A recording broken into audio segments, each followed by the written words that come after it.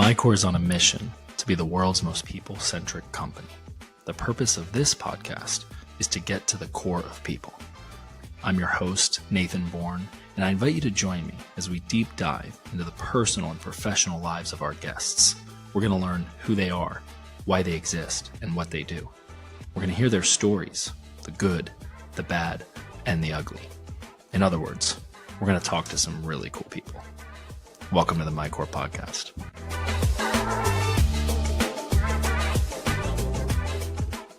Alrighty, hello. Nathan Bourne here, your host of the MyCORE Podcast. I am super excited for this episode, this conversation with Brad. I'm going to get it right.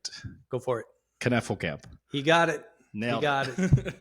I botched it earlier. Not easy. No. Lots of K's, lots of silent. Well, not silent. No, nothing is silent. Nothing silent. There. That's no. what I think threw me off. German, you said. Absolutely. Yeah, that's well, we're already winning, which is good. I got the last name right. Hey, this is going to be a really powerful episode. I'm excited to speak with Brad in this capacity. We met at church. Really, we met at the dinner meetings, the dinner parties, I think they're called, right? This is a cool thing about the church that we met at, Kindred. They are all about community. And I grew up going to Bible studies, and it was very much like sitting down and praying and going through the Bible. And these dinner parties really are just dinner, and connecting, which is cool. So we've had some great conversations. And as I got to know your story, I just was blown away by your faith. You lost your son by way of suicide. Yes. Heavy. Terrible. Yeah. And I think you even put in the response, you don't wish that upon your worst enemy. Oh, I can't imagine, man. And it's becoming an epidemic. Right. It really is. I mean, after Logan died,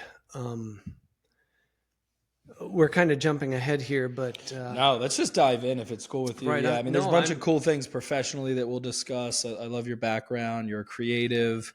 You're talented. You're a writer. And I just think that was the whoa, moment when you told me that. And I think we just go right there if you're comfortable with that. Absolutely not a problem. It was about 8 years ago. It was 8 years ago, last March 25th, that we got the knock on the door. And the police said, "Hey, we found your son. He was living in a different city than us, different town, and he had taken his life." And there was a lot before that. I mean, things were not going good for him personally, and we didn't know all the things that were happening internally in his heart, in his mind. He struggled with addiction, had gone to Teen Challenge and went through that and did great. And he had a child. Yeah. We were raising his child at the time. Yeah, because what happened, so that's why I said we were kind of jumping ahead, because what had happened was when he was 19, he and his girlfriend got pregnant and decided to fortunately have the child. And we just, we warned them, don't expect this child to save you guys from your drug use, or because they both were addicts. Together. They were both using. Yeah. And we said, this child needs you to raise it. It's not coming into this world to raise you. Right. It's not going to save you. It's not going to clean you up. Exactly. Yeah. But they were saying, this is going to give us the motivation that we need. And, by the time Milo is his name, by the time he was 1 year old, things were really falling apart for them. They had moved in together. She had stayed clean. She had really, while she was pregnant with him, she was model material as far as getting cleaned up. Yeah. Always, she's diabetic, so she was always checking her insulin levels, making sure that, the child that she was carrying was healthy. Right. And thank God. Yeah, and my hat off to her for that, because I'm sure that wasn't easy. Yeah. For someone who's trying to kick habits and things like that. Right. That's got to be difficult. And pretty much cold turkey, right? Find out she's pregnant. Yeah. And boom, clean. Yeah. Yeah. For at least 9 months. Mm-hmm. And then, but afterwards things started falling apart, and my son was using, and he was just hitting a wall big time. And he decided, you know what, I can't live like this. I've got to get help. Otherwise I'm going to end up dead. Right. And so he left his girlfriend at the apartment with the baby and said, I got to go in for treatment. And so he went off, and she was like, hey, I can't do this. Right. So all of a sudden she's strapped with a whole nother mess. And so we were the daycare for him every day. And it got to the point where she drove out to Teen Challenge with the baby and knocked at the door, went up the steps, put the baby down, said, I'm done. Turned around and walked out. Now, so he's at Teen Challenge, getting treatment, getting the environment, the care. Yep. And essentially, for those that aren't familiar, Teen Challenge is a faith-based recovery, pretty intensive recovery. I mean, don't you go away for like a year? A year. Yeah. Yeah. And you go off the grid, is my understanding. Yeah, I mean, it's a bubble. Right. You are being protected on all sides, and you are being challenged to put your faith in Jesus Christ. Yeah. And so a lot of people come to know the Lord through Teen Challenge, which my son did. I mean, that was really a turning point for him. And he gave his life over to the Lord. And when he came out of Teen Challenge, he ended up going into the military, into the Army. Oh. And that's where things started falling apart again, because what do they do in the Army? They drink. Right. They're drinking buddies. Right. And that's a completely accepted drug, right? Oh, yeah. It's like, it's no different. I mean, it's different, but it's very similar to any addiction. In fact, the gentleman that I just did this episode with, we released it, Ryan, he, alcohol was his vice and led to just so much destruction. So he's gone from hard drugs to the military is obviously not going to tolerate that, but to drinking. Yeah. Yeah. So, and just real quick, because I don't want to lose this part. How long was he in Teen Challenge when she dropped the baby off? And did she like drop off and had a bad weekend and then recovered, or did she really leave at that point? Like, no, she dropped him off, and he called us up and said, Mom, Dad, I can't have a kid here. Inner city, in a treatment center. And you've had Milo since then? Yeah. Wow. Yeah. I'll tell you something. Some people might disagree with me on this. This is just an observation that I've made, and that is that people, no matter how old they are, they perceive things spiritually very acutely. And Milo knew that he was abandoned. Wow. He for years didn't have the words to put that into. Right. He knew you were not his parents. Yeah. And that his mother was not. And he always called me Papa. And he always, he made the distinction between me and Logan, which I was all for, because I mean, the goal was Logan's going to get himself clean. Right. He's going to create a life that he can bring his son back into. And that was his goal. And I supported that 100%. So Milo always called me Papa. I remember when he was 2.5, we moved from the country in Wisconsin where we were living, even though I worked in the Twin Cities in Minnesota. Cool. We moved closer to my work because I was driving 50 miles one way every day, back and forth. It was just a mess. It's rough, yeah. Yeah. Especially like winter weather. Yeah. That would be hard here. There was one time it took me 4 hours to drive home. Slept for 5 hours, had to turn around and go back in. Just get a cot at that point. It's just like, no. I haven't slept on this couch yet, but there's been a few times where I thought I could just sleep here, Yeah. So anyway, we moved, and Milo didn't take to that very well. 2.5, his whole world has just shifted again. And he starts acting up, and I was putting him to bed, and I would tuck him in every night, and I would read him a story, and we'd pray together, and he'd go to sleep. But man, he was just being a real stinker after that move. And one night I'm putting him to bed, and God just really moved on my heart. And I said, Milo, what's your last name? He said, Knefelkamp. And yeah, he could say that at 2.5 years old. Did it sound like that? Yeah. Well, he's got me pretty close. So many syllables. Yeah. You could gather what he was saying, right? And I said, what's my last name? He said, Knefelkamp. I said, what's Lacey's last name? And I just started going through everyone in the family. And I said, why do we all have the same last name? He said, I don't know, Papa. Why? I said, because we're a family.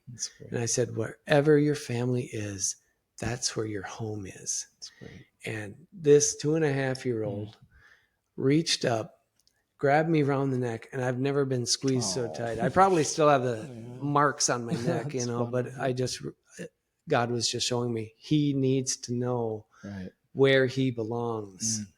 And so that's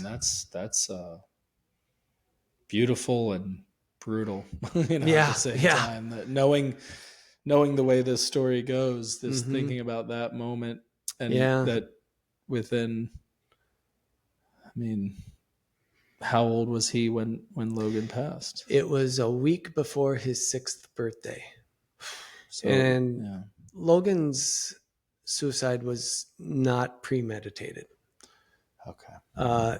In fact, we believe it was an accident, and we've got several reasons for believing that. Number one, we know Logan, and he would have written the longest letter. He was very verbal about what he thought. Right. And so he would have shared everything. He would have written a note just to Milo that would have been a book. And not only that, he had taken the clip out of his gun. He had been drinking and doing kratom. Kratom is a drug that you can buy at most any gas station. Wow. Taken in small doses, it acts as a depressant. Taking it in large doses, it will act as an opiate. Wow. And that's what Logan had been addicted to, was opiates before. And he had mentioned something about, he had to get away from this kratom stuff. And I'm like, what stuff? I was in a fog. I was trying to keep my head above water financially. Right. I'm moving the family around, trying to make things better for everyone. We had already gone through a bankruptcy, lost our house, which was one of the reasons why we moved. And you had a 6-year-old at a stage in your life when you were supposed to be Papa, not Dad. Right. And so I didn't, looking back, I see the signs, the struggles that my son was having, but at the time I couldn't see straight. And do you carry, have you had to wrestle with some form of guilt around that? Oh, of course. Any parent would, I would think. Because you feel like you should have been, you should have seen that or protect. I mean, you have all the feelings, I would imagine. Yeah. I mean, yeah, those feelings, they'll probably plague me the rest of my life. But I will say this. There was a time I was driving to work and I was praying, and it's a strange thing when you go through grief of that magnitude. It comes to you in waves. Okay. At first they're like tidal waves and they are crashing over you constantly. But then the waves start mellowing out and the water is never going to be calm again. Just so you know, that's not what grief is even for.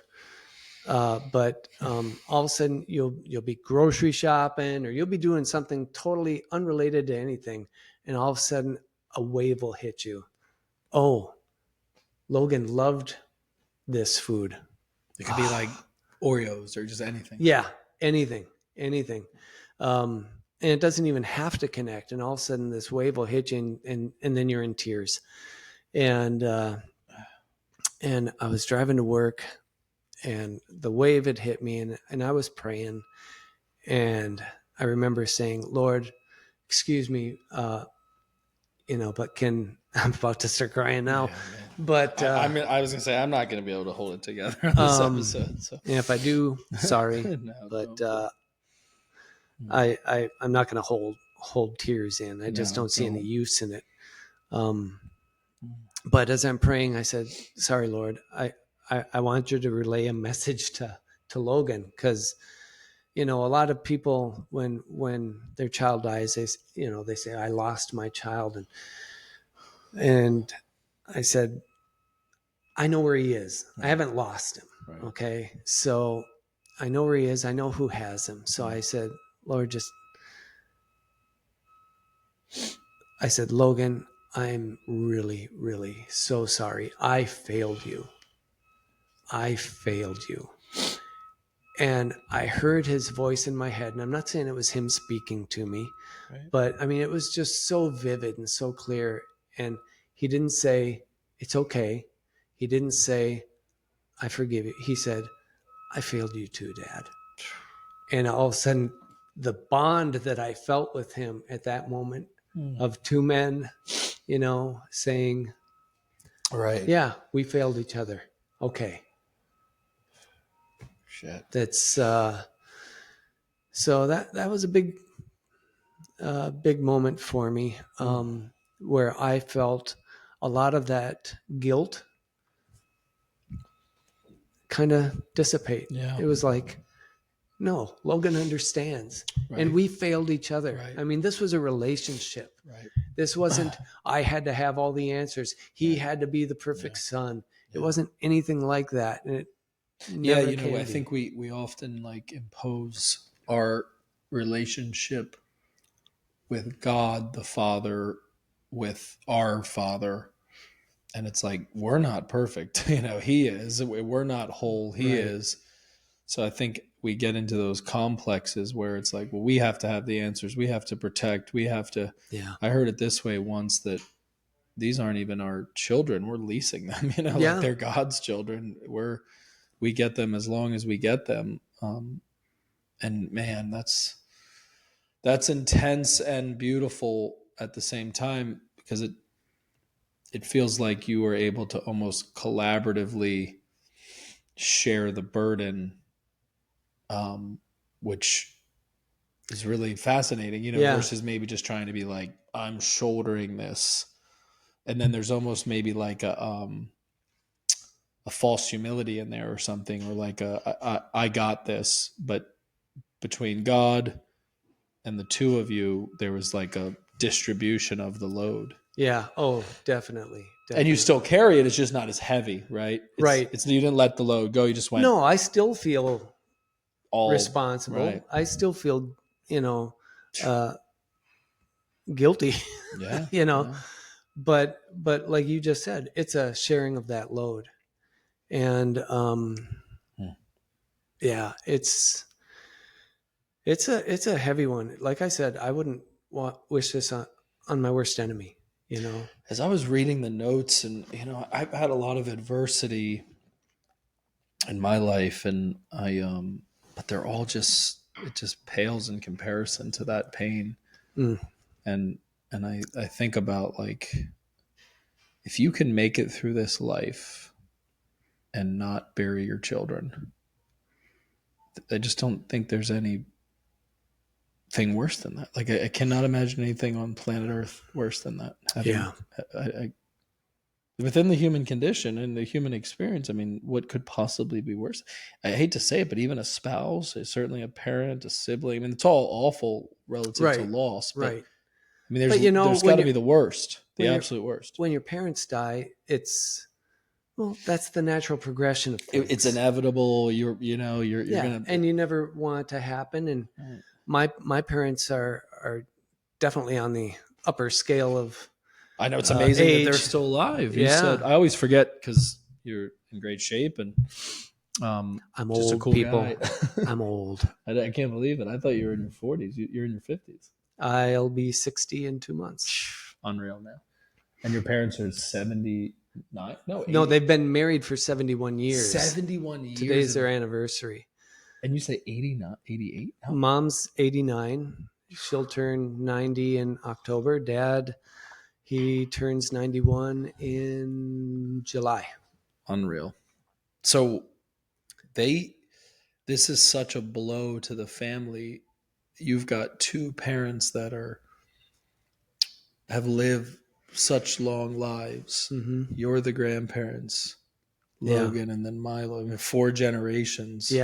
Are 3 of which are feeling this loss. Wow. Yeah. My dad showed up for the funeral and stuff. I mean, he was there for me. I mean, my dad comes from a generation very hands off, very. He didn't say a lot. He just doesn't say a lot. Man, a few words. Yeah. Love him for it too, I tell you, because you'd make your mistakes and he wouldn't hound you on it. Right. I could have told you that. It's like, I wish you had. Well, maybe if you'd come to me, but you don't. So it's up to you. That's funny. But no, my dad's a great guy. And you have other children. Yeah, I've got, now I got to count, 4 other kids. Right. So that's the other part that it's got to be so challenging, because you have to keep being a parent to your children. And I tell you, everything just kind of falls apart on you.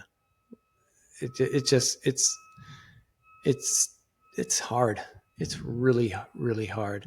One thing that's hard, and a lot of marriages don't survive, right? The death of a child. I'm very blessed in that, Michelle and I just never turned on each other. We never pointed the finger at each other and said, here's where you failed. That is a miracle. And believe me, I'm sure she has things that she could pull up. I know I've got things that I could pull up. The receipts are there if you wanted to pull them out of the shoebox. And we just don't compare those notes. Yeah. Because you know what? I am 100% convinced that we were both always trying our absolute best. And the decisions that we were making were the best decisions that we could make with the information that we were given, with where we were financially, with where we were even emotionally, and how we were discerning things or seeing things. We were making the best decisions that we could, that we knew how. Were they the best decisions for him? Obviously not. Right. But it wasn't for lack of effort. Right. Yeah, you and that's another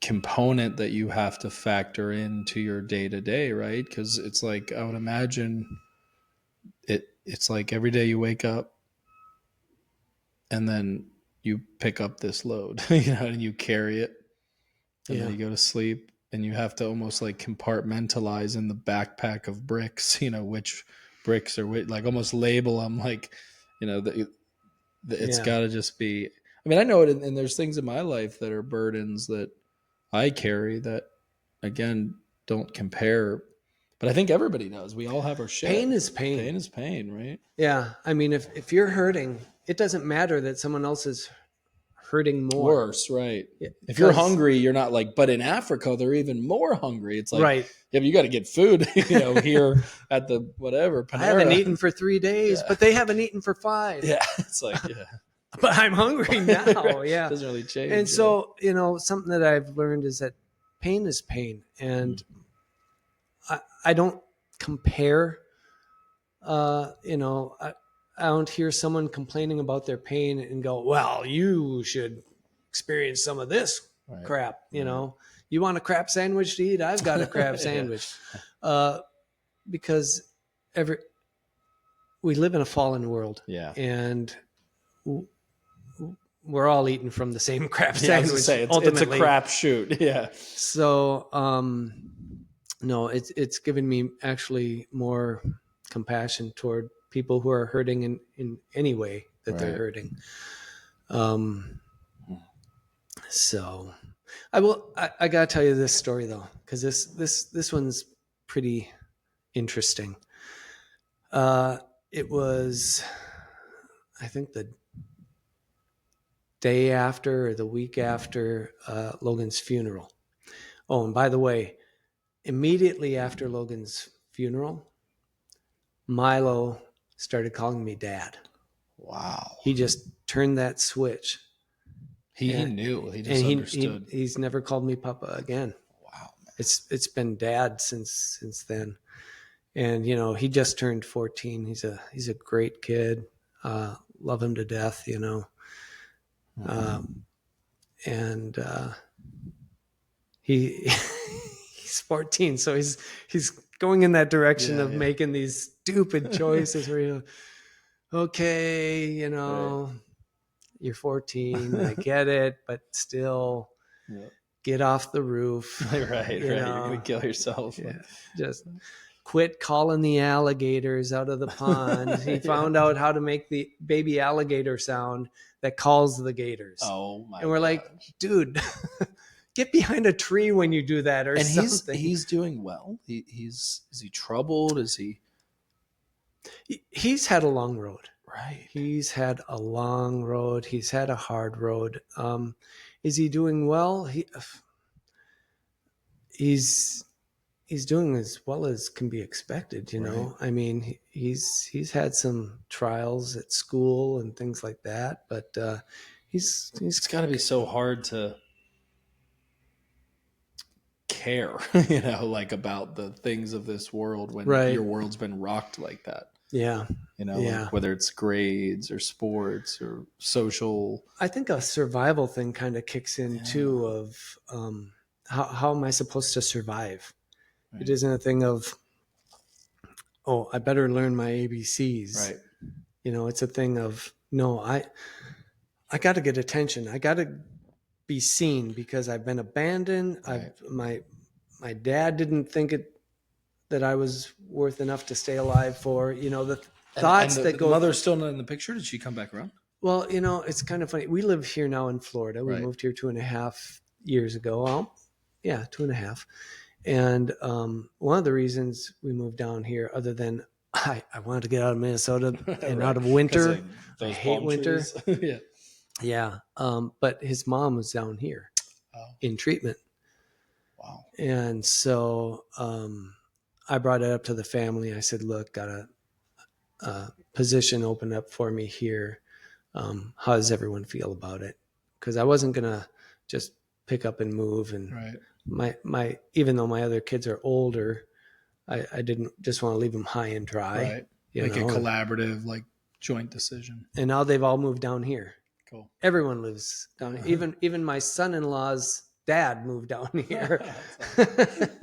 And he's having a great time. He loves Florida. Yeah. So I think we're just in the best. I was in Miami on Monday. I'm going there again tomorrow. And I walked from my hotel to this venue that I was attending, and I was on a panel speaking at, and it was like a 5-minute walk. It's 8 a.m. and I'm like sweating my ass off. I'm like, dude, Miami's built different. Yeah. Even though it's Florida, it's not the same. Jacksonville ain't like Miami. No, it is great up here. You get some break from the heat. But so Milo's mother is here in this area. Yeah. Yeah. How often does she see him? Well, we've been here 2.5 years. I think she has visited 3 times. Wow.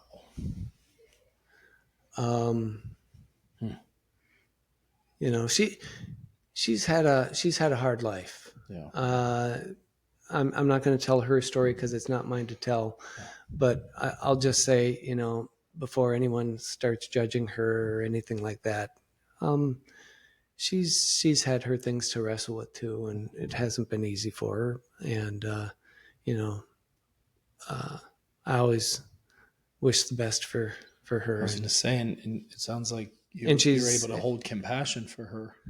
We had her up for, what did we have her up for? That's impressive. Thanksgiving or Christmas. We had her up for one of the holidays, and that was really good. I was really happy to see her. And even though she and Milo just played video games the whole time, I'm just like, why don't you guys go out and do something? Yeah, right.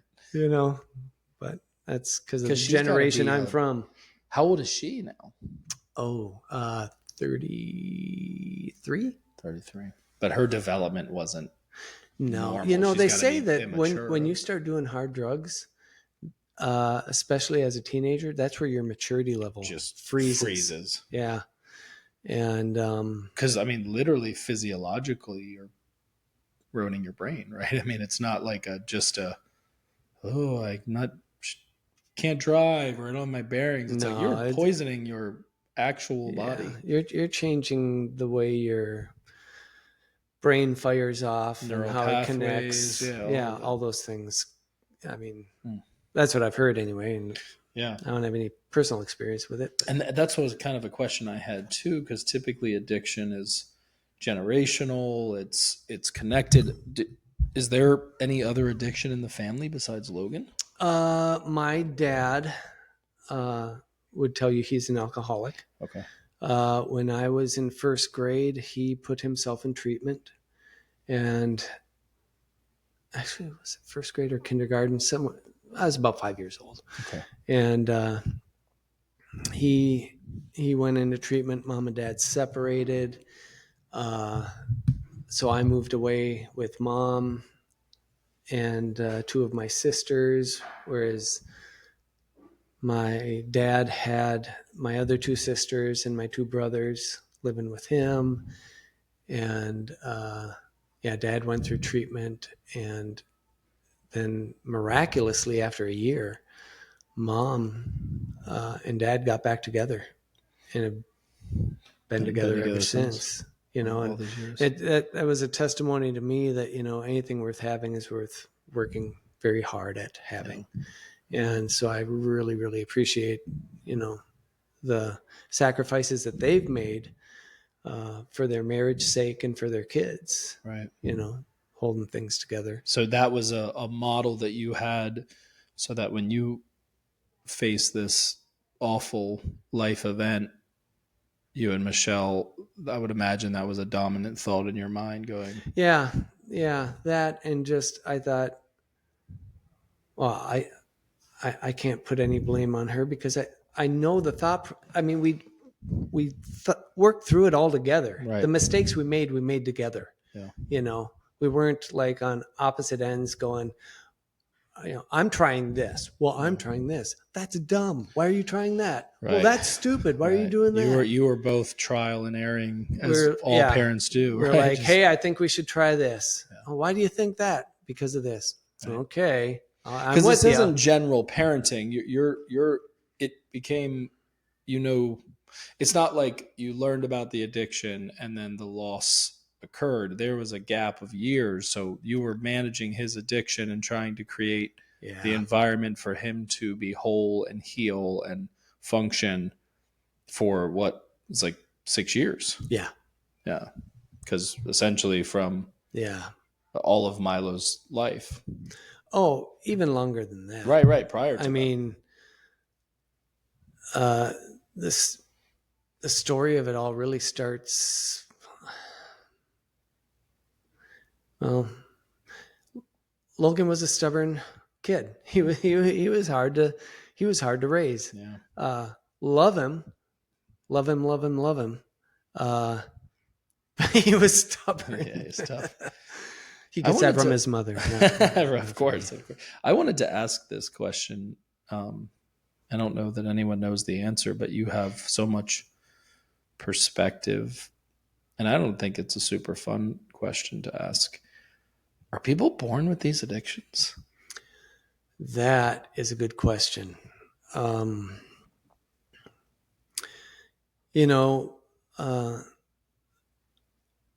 My shorter answer is, I don't know.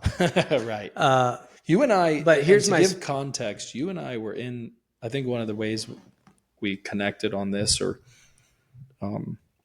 sort of created like a sideline conversation. I don't know if you remember, but I do. We were in the small group for the men's growth, and there was a conversation around addiction, and it got into this kind of loop. But I don't think anyone was ill-intended, but it was sort of being like this cause and effect convo. The way I perceived it was like a life plan, kind of, if you do these things, you get these things. And I was sitting there going, there's like a lot more to that cause and effect. It's not a diet. I remember the conversation now in the men's group. And you just called it out. And I was like, I'm kind of glad somebody did that. I was just sort of like, bullshit.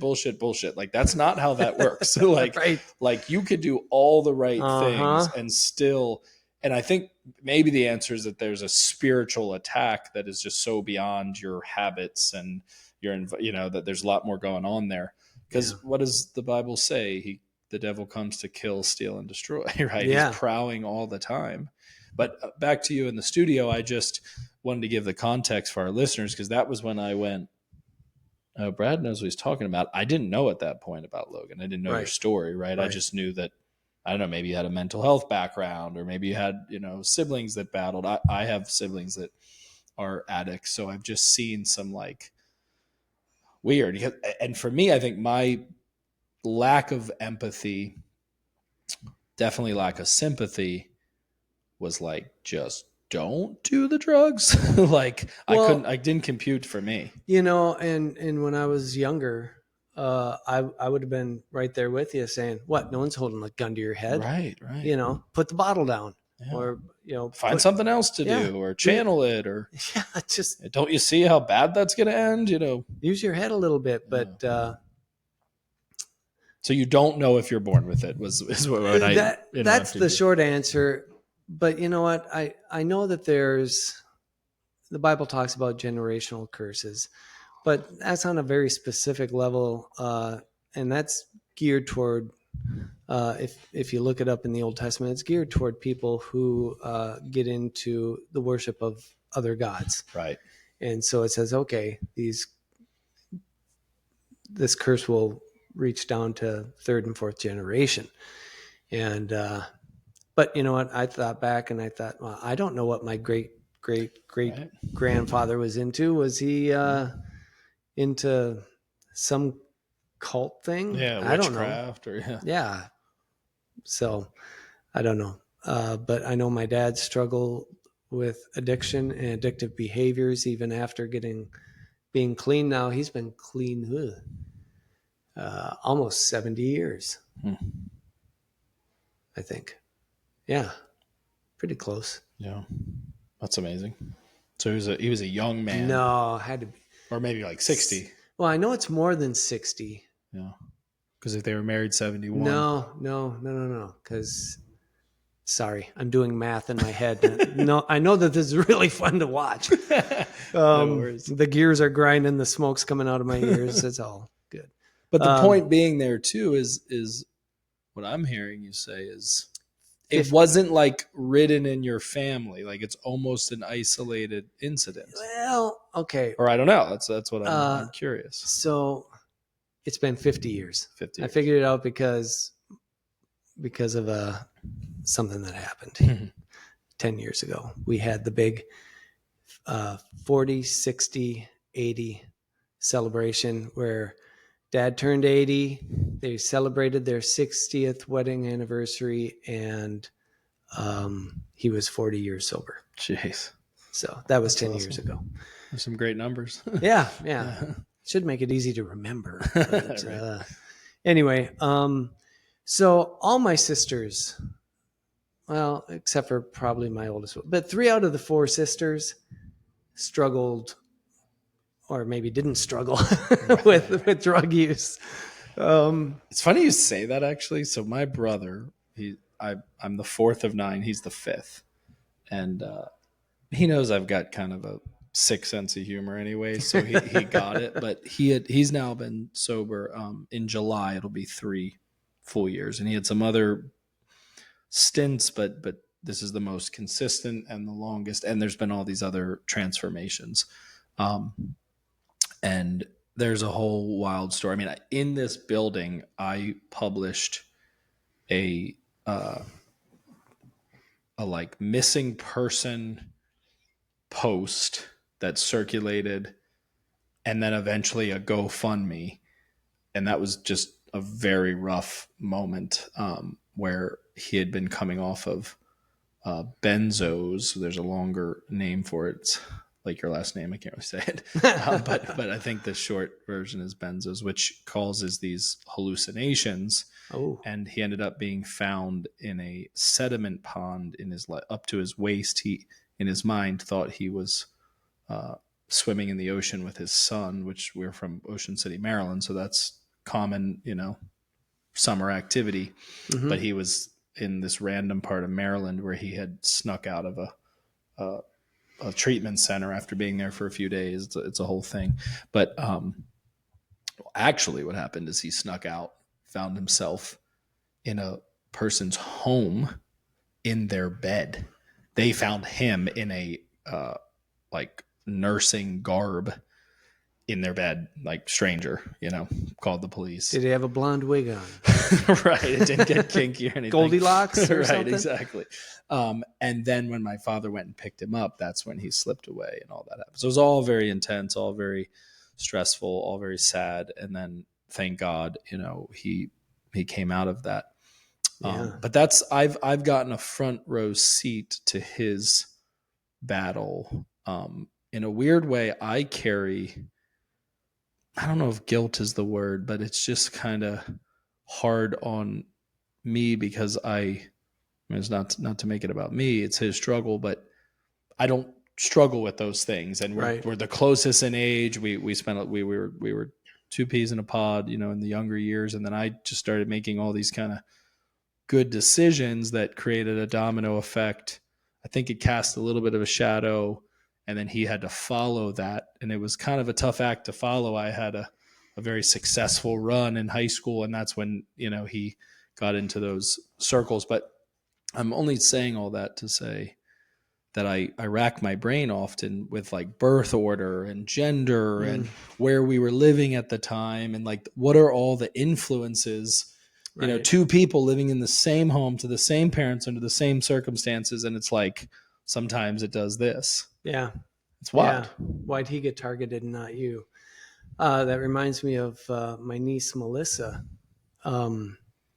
Shout out to you, Melissa. Mm-hmm. She said to me, and she's been sober now for quite some time, and, which has been a struggle for her. But she said, I didn't choose alcohol. It chose me. Wow. And, I hear that and I go, okay, there's something else going on here. Right. Whereas before I'd be like, well, You're put the bottle down. Yeah, it's a victim mindset. And I go, okay, well, part of it is, put the bottle down, but then part of it is it's an affliction. Yeah, it seems to be. I think it's spiritual. I really do. Yeah. I think there's an enemy out there, and he targets people, and he targets who he can. Right. And he's going to pick the easiest people he can find first, and then. And there's all it's like, if you do think of it that way from a warfare standpoint, it's weaponry, right? So there's like landmines every few feet in a bar, in a certain setting. I mean, you think about like drugs, and alcohol, if you were to take that analogy and run with it, I mean, you're in a landmine field, however you say that, like at all times that you could be tripped up. The thing, by the way, I just remember with my brother that was kind of tongue in cheek is we're sitting there at Carrabba's in West Ocean City. I had come up, I think, after the dust settled, and he kind of fully, got went through withdrawal essentially. Oh, okay, and then he had come home. He had been there for a few weeks, and we were talking about it, and was kind of like, "Hey, you ready to really lock in?" Like, and at the time he was probably, see, I'm 36. He was like 30, 31. And I'm like, dude, you could change your life right now. And like your father, it would be like almost like it never happened in a sense. This is a thing of the past because there's still so many years of starting over the compound effect. It's like if you drained your 401k at 31, it's not too late. You can start reinvesting back in that fund and get the compound interest. And I joked to them, I said, your biggest problem is that you keep getting sober. And he's like kind of laughing. I'm like, I mean, if you would just commit to being a drug addict, I said, but you keep quitting, man. Stop being a quitter. I said, quit quitting. Quit quitting. I said, the real problems only happen when you get sober. When you're on drugs, you're good. Now your life sucks, you're chasing it, but it just the point being is that the disruption was actually when he chose to be sober, not when he was using. Is that you get what I'm saying? Right, it's kind of interesting. I mean, because when he quits, that means the enemy is losing ground, and all hell breaks loose. Literally, he's fighting. He's fighting to keep you. Totally. Like his life was actually going rather well. We didn't know. This is a drug that you're not cracked out. This is a pill. Yeah. If you know, but I don't know. I don't know the difference. And he was running his business. He was managing we didn't know for a while because he had another bout. So then, he disclosed all and said, well, I was sober for 6 months. I started using again, but there was like 2 years, dude, where we didn't know. Yeah. And he's doing what he's got to do, making money, it's just like a budget. If you value eating out at a steak dinner, you'll find the money for it, or working out, or whatever it is. Yeah. So I joked with him about it, saying, well, you ruined your life by quitting drugs, man. You got to stick to them. Your life will go good. I said, or not, or take that advice and throw it out the window and get real serious about sobriety right now. Yeah. And he's been doing great. So anyway, I just, that made me think about like this concept of, not concept, but like the institution of addiction is really quite something. And I think you're right that it's spiritual in nature. Yeah. It's not physical. Not always. Or maybe it's not every part of it's physical. That's why I said the short answer is, I don't know. Yeah. But there's stuff there, that it isn't just a matter of just say no. Yeah, right. Dare to not do drugs. That's such a simplification of a much more complex matter. Yeah, let's take something really difficult and make it into a bumper sticker. Right. Yeah. Now, would you say, because I'm a big believer that you are who you hang out with, and even this isn't foolproof because same kind of deal. Right. You grab a group of friends and one of them's the president of their company and the other one's living under a bridge addicted. So there's no rhyme or reason, but was the environment and friendships, you said he was difficult. Did he get her in the wrong crowd? I guess you hear that story a lot. And this is really on a personal level, but he, as well as I would say even me, even some of my other kids,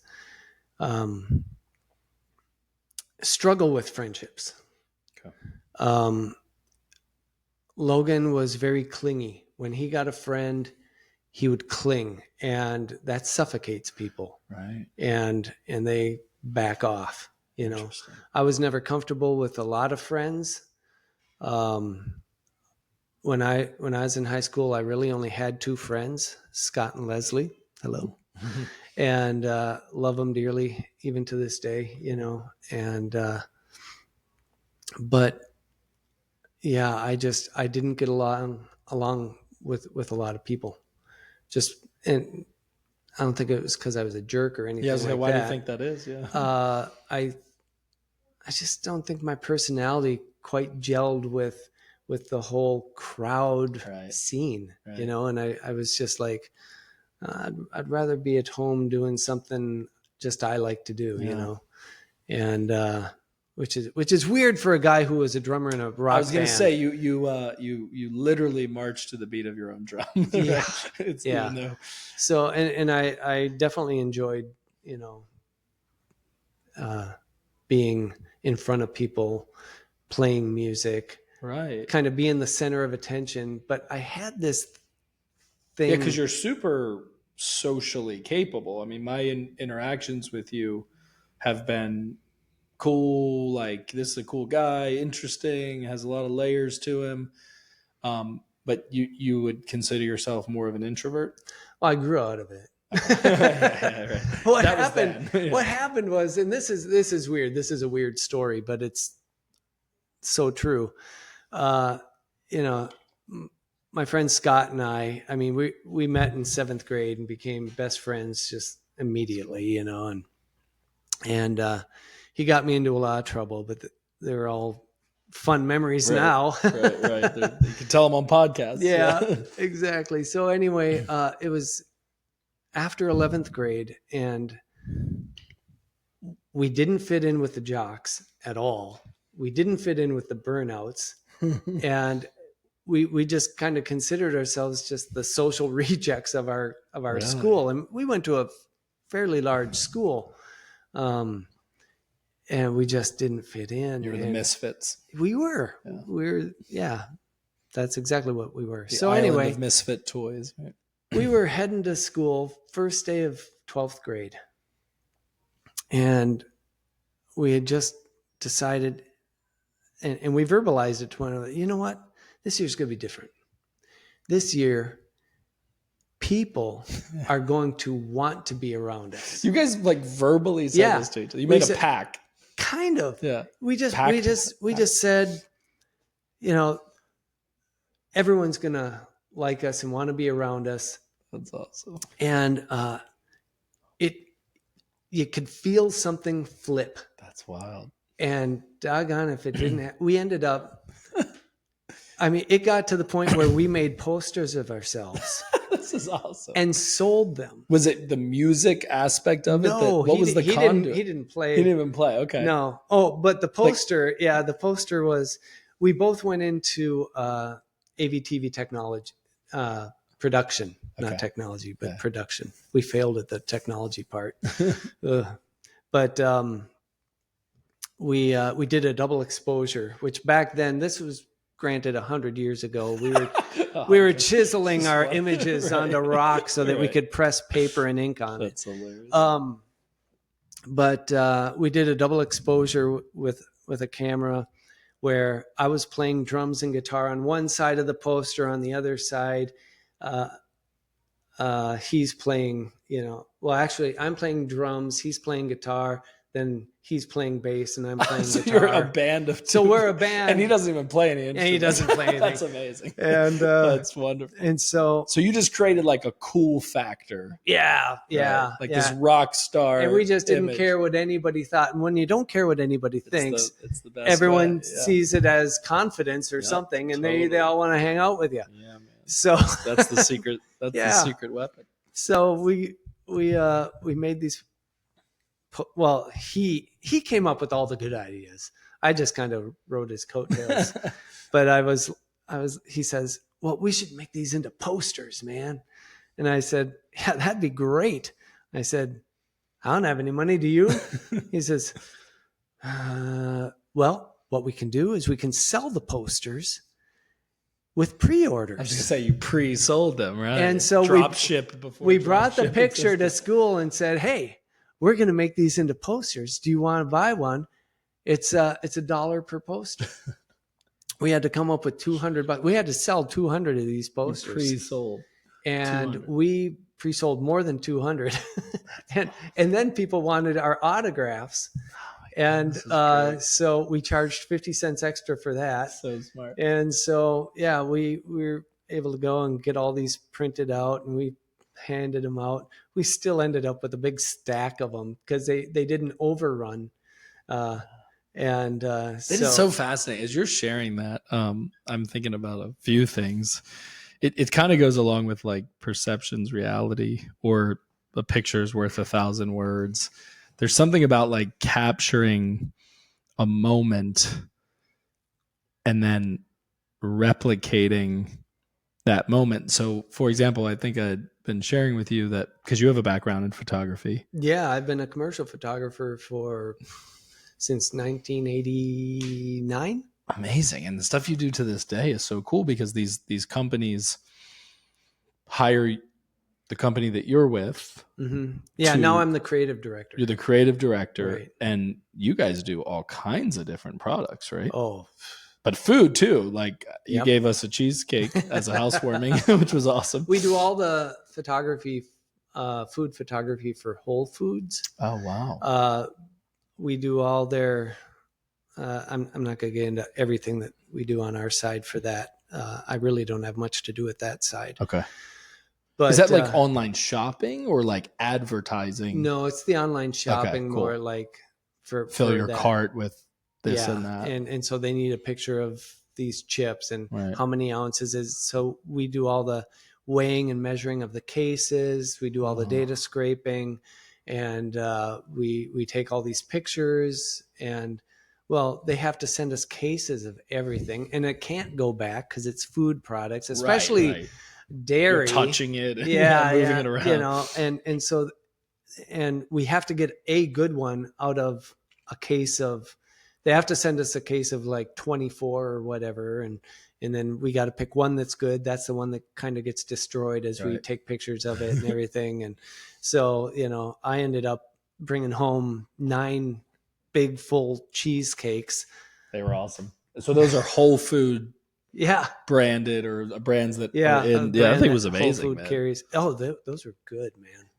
Those are so good. I was like, this is not your normal, grocery store kind of. Yeah, and we bring home Ben and Jerry's ice cream and Jenny's ice cream and I'm Tillamook ice cream. Yeah, and so like I said, at the dinner party, you had like a cooler full of them. The ice creams. Yeah, I took a couple home. Yeah, well, I'm glad because I said I wasn't going to take any home. Because I'll eat it. I'm a ice cream. We went and got free Ben and Jerry's last night. They had some kind of a free cone thing, but man, so I was what made me get we got sidetracked here. I don't even know what we were talking about before. What I was thinking of was I'm out in Columbia, South Carolina last week for our company event, and we've announced to the team, to our world, that Ned Eric is our new president. And we're like, man, we really need to capture this moment, like the energy of this moment. But we didn't plan for it. We didn't plan for a photo shoot. Well, Curtis, who's on our leadership team, our executive team, has a background of 30 plus years as a photographer. Mm-hmm. He doesn't have his camera or anything. I actually brought that camera, the one that's recording us right now. But dude, I didn't bring the battery because it's always plugged in. It's always plugged in. Yeah. So I'm like, shoot, I knew he was a pro. He'd be able to work with it. He said, look, I don't even own a camera anymore. You don't? That's crazy. Because it's just you use the company's equipment. And I've done that for years, and I use my phone. Well, that's the point. He got an amazing shoot on the iPhone. Mm-hmm. I mean, we've got all these pictures, and one picture we captured because we've launched literally today. We're launching the Chairman podcast, so I'll promote that right now. Check it out. It's cool because on Spotify for creators, we can house multiple podcasts. So we're like in pre-production right now of a handful of podcasts, and the vision is to have lots of them. So you can go into Spotify, go into Apple, search MyCORE, and then all the shows, all the different podcasts will come up. But it's funny, you take all these pictures. We took an hour, we're doing it, and then we just got like this one shot that was like, that's it. Yeah. And I chose it, and it wasn't like anything, formal, but you kind of show them like, which one do you think? It's like that one, And then Jamie, Ned's wife, same thing. She was like that one, and then Kenya did her thing, and it's just kind of amazing to be able to capture that moment. So you and Scott did that, and then your whole life changed in as far as high school, goes. It was wild. I mean, all the druggies wanted to hang out with us, and all the jocks found out that we could draw like Marvel comics. Oh, right. Which we did all the time. And so they said, can you draw a picture of me? Make me a superhero. Yeah. So we'd sit there and draw these muscle bound versions of them. And they were the human psyche, man. That's awesome. You just tapped into that. Yeah. It was ridiculous. You guys have remained friends all these years since. Yeah. I mean, we had a falling away for a while because, I mean, it came to a point where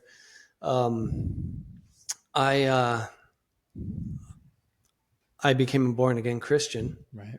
And so I went that way, and he was like, "I'm gonna party like a rock star," yeah, right. And he went that way, and it was years later I was going through a Bible study and a book called Repenting of Religion, written by Greg Boyd. And I'm reading this thing and I'm going, just getting convicted of how I treated people who I loved and who loved me, when I gave my life to the Lord, and granted, some of those things probably needed to happen, Yeah. There's got to be a separation and stuff. Some disassociation of relationships from certain things. But I realized how much these people meant to me, and I reached out to many of them, and as many as I could anyway. And I remember I reached out to Scott, and he always acted kind of nervous around me, and kind of like, oh yeah, we should get together sometime and stuff. And but I just thought, okay, well, I'll just keep reaching out, keep reaching out. And as we did, we'd go on a walk or something, and there were years where we hadn't spoken, and it was like, okay, this relationship, it can't just be picked up where it was left off. Right. We were different people back then. Right. But I tell you, it's really neat now when I call him and talk to him and his wife. She's awesome. Sam is wonderful. And I love both of them dearly. And what's neat is, we'll talk and share stuff and yeah, he never hangs up the phone without saying, I love you. That's cool. And you're just like, that's everything you can hope for. That's really cool, man. I think there's a lot to what you just said. As a Christian, I think there's so many times when people overcorrect, like they become born again. They give. I became a zealot. A zealot, yep, and they get real evangelical, weird. Just weird, I got weird. You got weird. Okay. I got weird. Was the influence a church you were part of, a certain personality? I mean, it's often like a kind of cultish or cult leader-ish. No, I wouldn't call it that. And some of the stuff that I went through, I really honestly think I needed to go through it. How old were you when you I was about 19 or 20. I don't know exactly. You hear these people talking about, I met Jesus. This day. I was this. It was my new birthday, type of a thing. And my story isn't like that at all. Okay. My story is as I said, I was a drummer in a rock band, so I had long hair, thick, no cool. Bald spot right here. You got to show me a picture of that, man. And I was working at a hardware store, and there were these two guys who worked there as well. And they, as I was passing by, I heard them talking about God. I thought, well, this is kind of interesting. I'd love to hear what other people think about their faith and think about Jesus or God or whatever.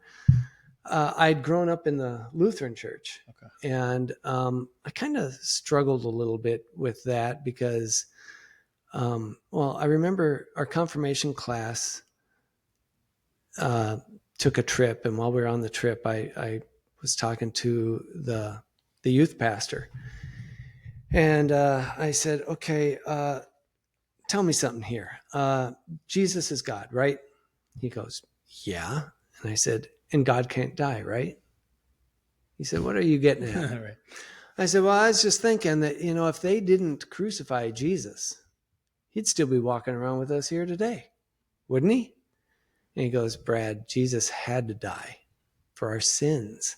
And I said, why did he have to die for our sins? Why couldn't he live for our sins and then be walking around on the earth here today? He could be answering lots of questions. Right.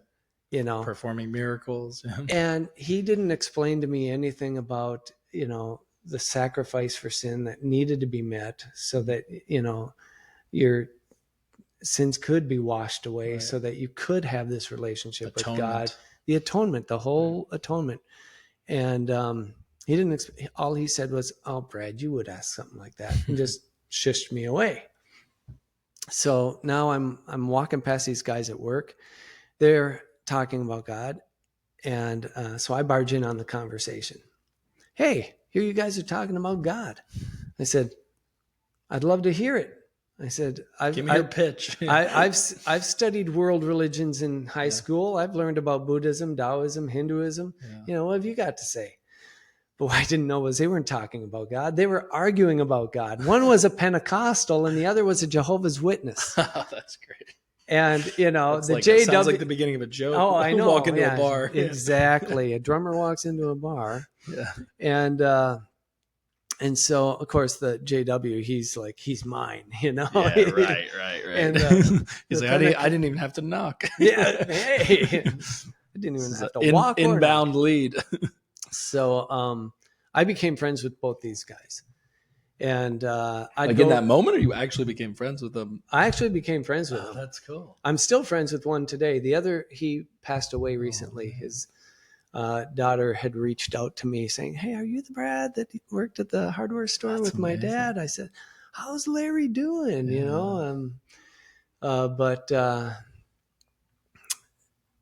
Anyway, so I became friends with both of them. They'd invite me over to their house, on different nights. Well, one would invite me over to his house for supper. That was the Jehovah's Witness. And the Pentecostal, I'd be talking with him and he'd be like, well, want to come over for supper and we can keep talking about this? Yeah, heck yeah. Because I was living out with my friend Scott. We were bachelors, so I'm going anywhere there's free food, free meal prepared. I don't cook well. Yeah. You want a good cooked meal. And so I became friends with both. They shared with me their faith, and I'd listen to one. I'd go, oh, I see where you're getting that. And then I'd listen to the other. Oh yeah, I get where you're coming from there on that. And then I'd go home and I'd go, wait a minute. Yeah. They can't both be right. Right. You got to choose at some point. They are butting heads here. And they were friends. No. They weren't. Okay. No. But I remember no. I went home. I was going to say that's interesting. That would be interesting. Yeah. I went home and to my apartment, sat on the edge of my bed, and I'm sitting there and I'm going, I'm looking down on the floor where I got all these tracts that the JW had given me, and I had read through some of those, and whatever. And I just cried out to God. That's a very religious thing to say, which means I talked. Yeah. It's like, what's up, dude? And I just said, but it was sincere. It was honest. And I said, God, who are you? I said, you didn't just plop us down here and expect us to figure it out, did you? Right. I said, because if that's the case, I'll never figure it out. Yeah. And I just want to know you for who you really are. Wow. And what happened next, I was not expecting. God spoke to me. And this is weird. This is where things get weird. And probably why I went zealot, right. But God actually spoke to me, and I can explain what that's like. But like verbal, like you felt like you heard. Yeah. Wow. I mean, it wasn't audible. Yeah. But it was just like clear. Yeah. It was clear. And I've had those moments in an instant. Yeah. I mean, it wasn't anything. I call them divine downloads. It's just whoop. Exactly. Yeah. It's just like something was downloaded. Information that wasn't there is all of a sudden there. I think it would be naive to not think that's true. Like you consider a computer and how quickly, or the apps on our phone, how they can completely update in a quick moment, and the creator of the universe can't just be like, boop. Now you understand. Exactly. Yeah. So I'm sure that's the sound it makes. Boop. Yeah, I think I heard that right before I heard him say, Brad, between me and you, it's got to be one-on-one. He said, you talk to me and I'll talk to you. Cool. Sometimes I'll talk to you like this, but usually I'll talk to you through the Bible. I want you to read it. And my heart sank. Wow. Because I hate reading. Right. At least I used to. Right. I hated reading, I should say. Mm-hmm. And I looked at the Bible, and that is a big book. That's daunting. But it was because of that my life started turning, and it was a slow turn. I mean, it wasn't like, well, hallelujah. Yeah, right. You know, I remember the second time he spoke to me, it was very direct, very clear. He said, are you in or are you out? Wow. And I'm like, I said, can I have a couple weeks to think about this? And I've had people get angry with me when I've said that. Yeah. They said, how dare you speak back to God like that? How dare you, and I've said, hey, the Bible says, count the cost. Right. No man starts a house without, counting the cost of what it's going to take to build it. Yeah, right. So I did. I seriously took 2 weeks where I remember I'd go for my jog or whatever, and I'd just be praying and thinking and wrestling through this thing. And I came back and I said, well, Lord, here's the thing. If I say no, the best I can hope for is that I was wrong. I didn't hear you. And I can hope for a long life, a happy life, and just hope that I don't see you when I die. Right. It's quite the dice to roll. I said, but if I say yes, I get to be with you. Yeah. And I get eternity, which is a whole lot longer than this life, which even if I live to be 100 is right. It's just a drop in the bucket. So I said, I'm in. Let's go. I'm in. So, and God has been faithful. I mean, my whole life, not daily, he doesn't speak to me or anything like that. But I mean, he has shown up at crucial times.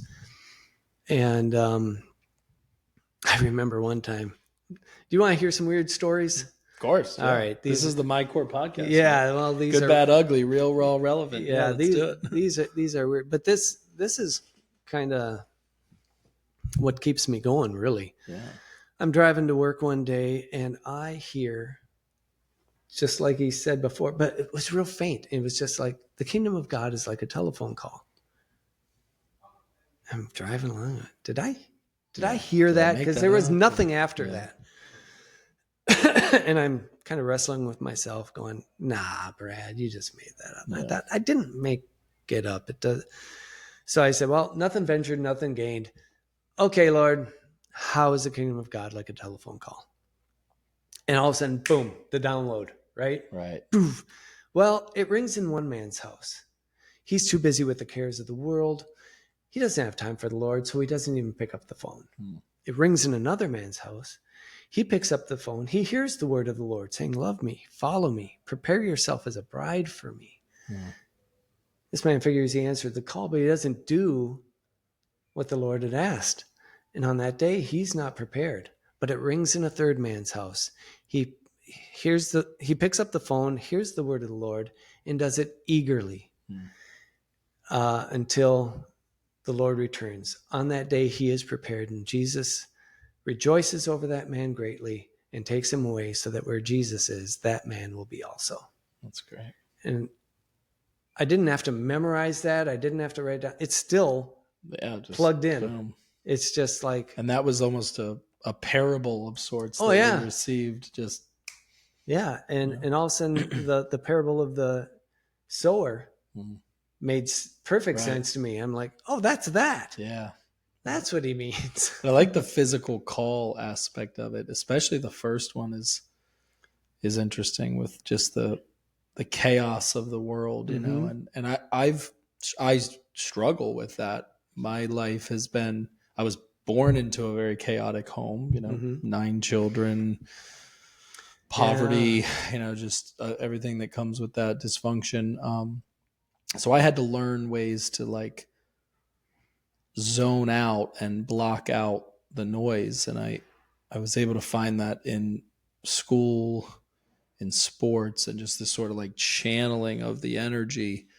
And then entrepreneurship is incredibly chaotic, you know. I mean, it's eating glass and staring into the abyss, you know. So it's taken a long. That's what Elon Musk said.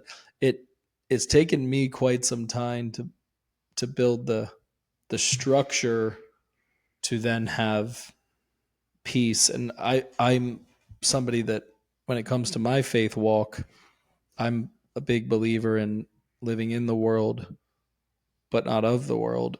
And I think for us to reach more people and share the good news, you know, the Great Commission, I think we got to meet people where they're at, you know. I mean, I love this podcast because I'm on, and it might, you know, depending on how you view the world, and it's okay if I'm offensive. It's hard to be offensive without being offensive, right? Yeah. I'm having a conversation in one moment that is as Christian as it gets, you know, like, man, that's a super Christian convo. And if you just like snapped that shot and was just like, man, I'm sure you got a gold star up in heaven today for how Christian you were. And then you like fast forward to the next episode and it's like, fuck this. You know? Yeah. And I just believe, and maybe there's a level of maturity I'll reach that at 36 I haven't gotten to, that these things exist, you know, that like people are at this stage in their life or this stage in their journey or this stage in their development, myself included. And I'd rather be real about that stage, you know, real about that battle or that affliction or that journey. And then I just think being a Christian is like a commitment to wrestle with it and like know the truth, but not in like a one and done kind of way. I mean, it's a lifelong journey. And then you have life events like your child committing suicide. Right. I mean, if you don't test your faith, like what's the point in having it? Right. So I just pray to God, like, don't test my faith that way. Like test it in every other way than the loss of one of my children. Yeah. But you'd be crazy to think your faith isn't going to be tested. Right. So that's where I'm just impressed by you, Brad, to be able to keep the faith. And you don't do it in like a blind faith way or like a I don't think faith is ever blind. Yeah. If your faith is blind, then you're in denial of something. Right. Because I mean, I've had this discussion with other people, you know, because they've often said to me, well, Brad, you know, you think too much, you know, and I just believe. And I said, really, you just believe? Interesting. I said, I remember this one guy, I was talking to a friend of mine, and I said, so when did you come to your faith? He said, oh, I was at youth camp. Oh, who shared it with you? Right. He said, oh, there was this camp counselor. He was awesome. So you trusted that counselor? Oh, yeah. Wanted to be just like him. I said, so your faith is based on your trust for that guy. I said, it didn't come out of thin air. Right. And then you tried it on yourself, and you tried it for yourself, and you saw, oh, this is real. Yep. And so you began to, expound on your faith and let it rest on things like, God provided me at this point when I such and such. But I said, it's based on something. Faith that isn't based on something, right, it's just wishful thinking. And recognizing too, I mean, you can find faith through the beauty of nature. You could find it through, some type of a pilgrimage, but it's going to be a person embodying it that is the infection of it.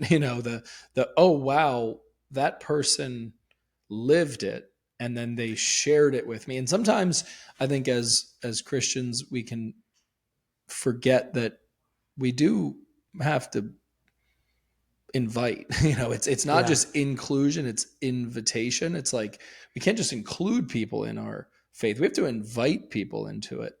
And I sort of I play the long game on that in a lot of my relationships, but it causes me a lot of anxiety. And my prayer is like, I really hope there's enough timeline there, enough runway there. Right. Right. Because it's like, if you don't time that right, you could really ruin a relationship by being like, so are you ready to accept Jesus Christ as your Lord and Savior today? And it's like, bro, what are you talking about? You weirdo? I thought we were doing CrossFit today, So I try to, and I've been there. Yeah. Right. It's right. Depending on the environment you're in.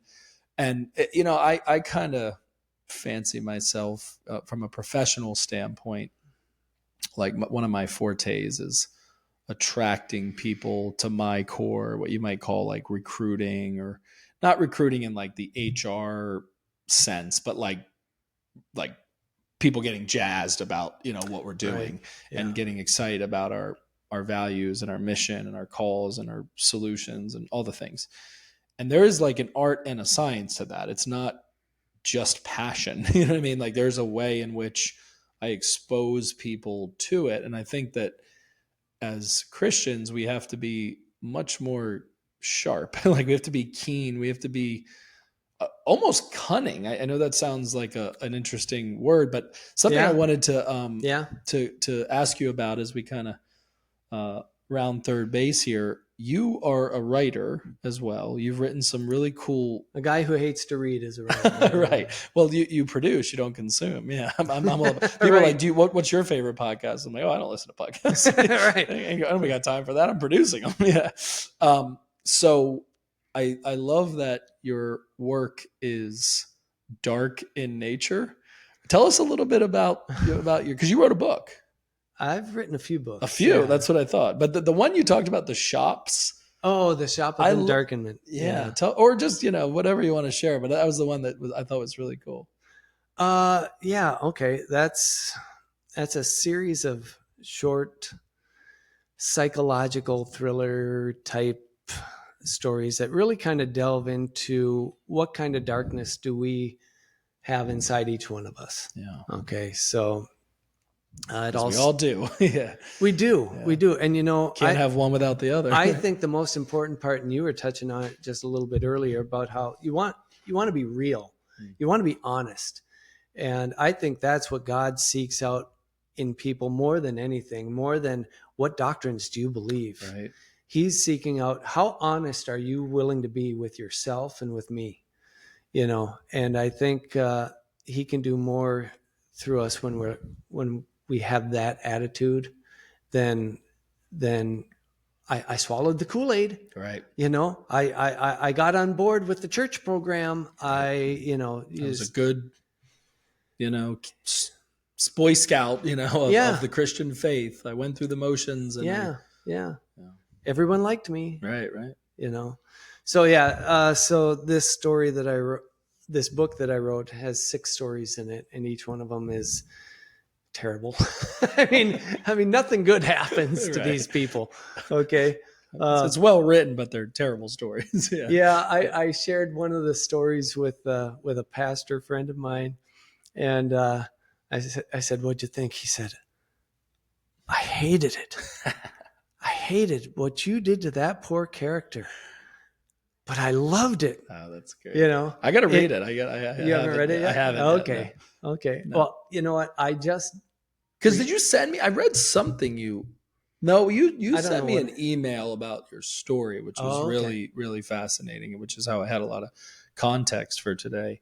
But I have not read it yet. No. So the context of the book is that it all happens in one town, this little town called Browns Creek. And a stranger comes into town and opens up a shop of curiosities. And everyone who goes into this shop and buys something meets a terrible demise. Okay. But it's really a terrible demise of their own doing. Because whatever they buy, then he will give them, he'll say, you got to be careful. Don't do this. Right. Don't do that. Don't do that. With great power comes great responsibility. Kind of that sort of a thing. Yeah. He's a bad guy. His name is Phineas Stumpf. Phineas Stumpf. Yeah, I named him after one of my old bosses. That's the last name anyway. But that was an old boss name was Stumpf. Yeah. That's great. Yeah. And it just worked. It just worked. And everyone who has that guy read the book? No. I don't know. But so he's selling these things and bringing these curses upon these people, basically. Right. And so of their own vices. Yeah. So he knows he's mirroring and matching what they exactly what they struggle with. Exactly. And so then at the end of the book, well, you've got the police who are trying to figure out these strange demises that's happening in their town. And you've got this other guy who has come to town who you don't know it quite yet, but he's looking for Phineas Stumpf because at some point Phineas was in his town and sold his wife and daughter something that was cursed. And I was gonna say, don't do too many spoilers because I want to read. What's the name of the book? It's called The Shop of Endarkenment. The Shop of Endarkenment. I know. Can you buy it on Amazon? Yeah, you can get it on Amazon. All right, I'll put the link in the episode. But I'll look it up. I know Endarkenment is a made up word. But I make up lots of words. I made up MyCORE as a word. There you go. There you go. But in the town that I grew up in, there was a place called the Shop of Enlightenment. Right. So I just did a play on that. I love that. So yeah, my goal was to write 3 of these books as you kind of follow the struggle. And you have one down? I have one down, and I started writing these really short 5-minute stories that I've now recorded. Cool. And I'm going to put them on YouTube. Yeah. But I'm waiting to finish writing the 6th one. It's funny because it takes me longer to record it than it does to write the thing, because it's 5 minutes. It's a page and a half. Right. But then you got to get the setting and you got to keep in the same tonality. Yeah. And I've been trying to use AI voice, which is very difficult to get it to sound human. Right. I mean, and in a way, I kind of like that it doesn't. Yeah, it's a little bit eerie. Yeah, because in this scenario, in this series, the series is called Welcome to Medhurst. And it just sounds great. Yeah. And so each one of these people, because it's such a short story, it has to start with an attention grabber. Right. So it's got to be a hook. Yeah. So like the first one I wrote starts with, "The first time I killed someone still haunts me." That's a great line. The first time I killed somebody still haunts me. Yeah. You want to keep reading. Yeah. Yeah. So that's great. So they all kind of start like that. Have you been putting any of this content out on social media? Not yet. Yeah. I wanted to get it kind of packaged up first and kind of figure out what I was going to do with it. I'll send you those though. Yeah, you can give them a listen. They're like I said, they're 4 or 5 minutes long. I have a dark sense of humor, and I think we know, we know. In case you haven't, we've talked enough, and also like a bizarre sense of humor. It's always just been coping, mechanisms exactly. to deal with the weight of the world. But it's, I think part of it's actually being honest. I think part of it's honesty. Right. It's like, I can't go around thinking the world is all sunshine and roses all the time. Right. I'd love to. Yeah. If something in your life has yielded the belief that this thing is hunky-dory, good on you. That's just not been my experience. Right. But I love that we're fellow believers, that even with trauma and an understanding of the dark side of the moon, the underbelly of this thing, you choose faith. I choose faith. I choose light amongst that darkness. I've always been able to see the light at the end of the tunnel, even at times of I thought it was a train coming to hit me or something. It wasn't? Right, exactly. Train hit me. Yeah, well, you got wrecked, dude. Oh, man. And I think it's just such a sad but uplifting story, and I'm glad I got to unpack it. You know what's saddest about it, too, is after that happened, and I went back to work. Of course, you get a couple weeks off. Yeah, right. Although work told me, they said, Brad, the president of the company said, you take as much time as you need. Okay. And I had to find my way back to a little bit of normalcy. Right. Routine, just you got to keep living, right? And the day I went back into work, I got a message that said, the president wants to speak with you. This is a rather large company. They're a global company. They've got 1,500 employees. Same company you're at? No. Okay. No. And so I went and met with him, and he said, Brad, I heard about Logan. And he used his name. So yeah, right. He knew. He knew. Yeah. He said, the day I heard about him was the 18-month anniversary of my son's death. Wow. He said, and I didn't know Jeff real well, but he said, I don't know if you're a man of faith or not, but I am. Wow. And he said, I believe we will see our sons again. And I tell you, that was one of the biggest encouragements. I mean, really, there were only 3 things that people said to me that helped at all. One was that, Brad, I believe we'll see our sons again, which is why it hit me so strong and so hard that when people would say, oh, you lost your son, I'd say, no, I know right where he is. Yeah, I like when you said that. And, but the second was my dad, because I called him up. My dad, a man of very few words, right? I mean, I asked him for advice on my wedding day. He said one word, not even a sentence. He said, compromise. Wow. It's actually great advice. He killed it. Out of the park. Yeah. And then it wasn't even a one-liner, it was a one-worder. Yeah. And then, of course, Michelle, my wife, who, on those hard days would sit down next to me, put her arm around mine, and all she would say is, I know. And just having that, and being able to do the same for her, of course. Right. And you must take turns, right? I mean, you do it. Yeah. You gotta, it's like we say this, I say, I mean, this doesn't even compare, but I say this in the struggles of business to the leadership team. I'm like, look, you guys can quit. Just don't all quit on the same day. We all get our turn to have a crappy day or to be like, screw this. Yeah. So you guys have just leaned on each other for. Absolutely. And, today now she is a grief coach. Wow. And I've seen her help so many women. And she only coaches women. And she really brings the Lord into it. And it's really pretty amazing how, women have said to her, I'd pay $1 million for what you did for me. There was this one, she's a school teacher and was feeling all the weight of that guilt. And she said to her, God isn't grading you on this.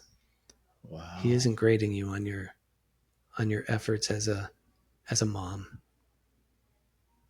And she said, this lady said back to her, a few days later, that broke something inside me that was just crushing me.